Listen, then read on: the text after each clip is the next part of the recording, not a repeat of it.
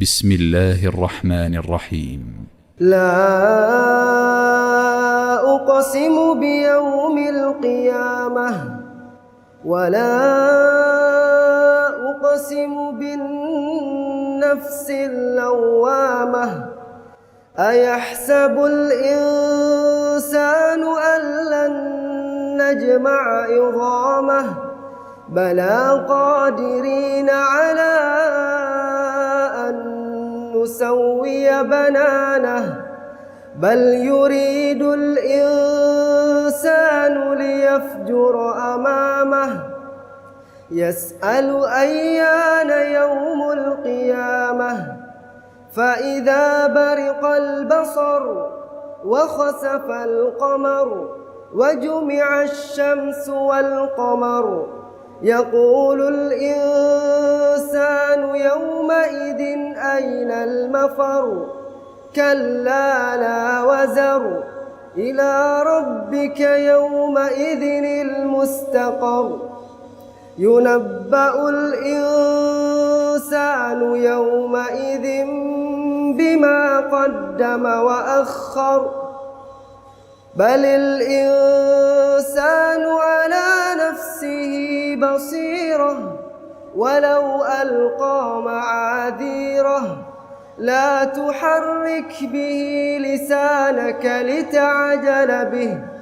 إن علينا جمعه وقرآنه فإذا قرأناه فاتبع قرآنه ثم إن علينا بيانه كلا بل تحبون العاجلة وتذرون الآخرة وجوه يومئذ ناظرة إلى ربها ناظرة ووجوه يومئذ باسرة تظن أن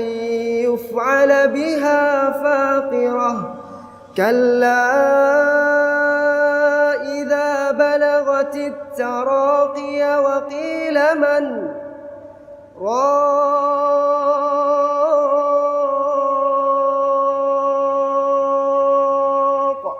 وظن أنه الفراق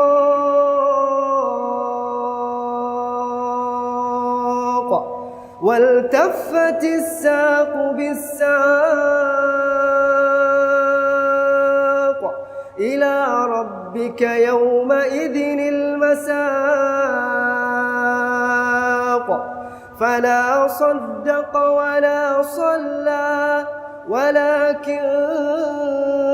كذب وتولى ثم ذهب إلى أهله